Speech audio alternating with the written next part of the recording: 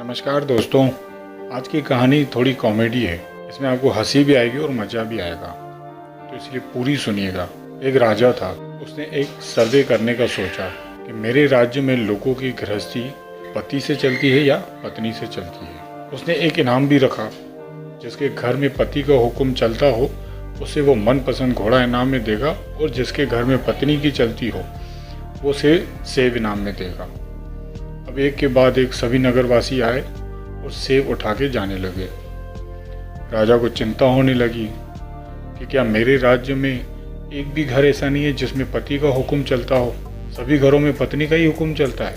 इतने में एक लंबी मूंछों वाला मोटा तगड़ा आदमी आया और राजा से बोला कि महाराज, मेरे घर में मेरा ही हुक्म चलता है, इसलिए आप मुझे घोड़ा दीजिए।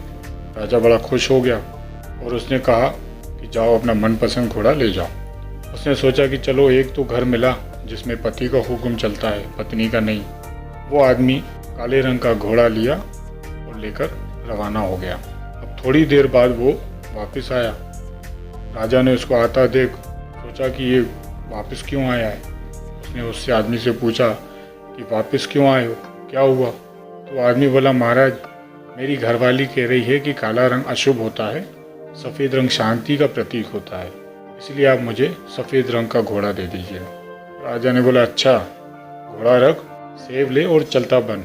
इसी तरह रात हो गई, दरबार खाली हो गया, लोग सेब लेकर चले गए।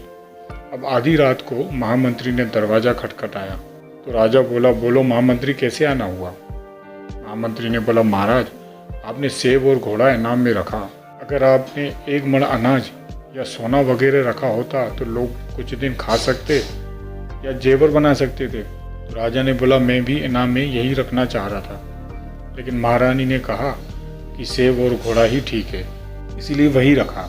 महामंत्री ने बोला, महाराज, आपके लिए सेब काट दूं।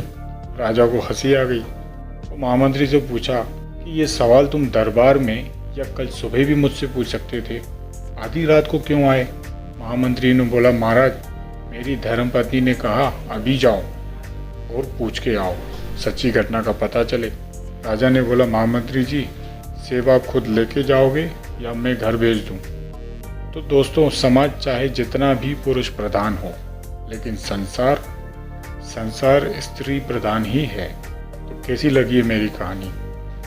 अगर अच्छी लगी तो लाइक करना और सब्सक्राइब करना, ताकि ऐसी कहानियाँ मैं और आपके लिए लाता रहूँ। Thank you.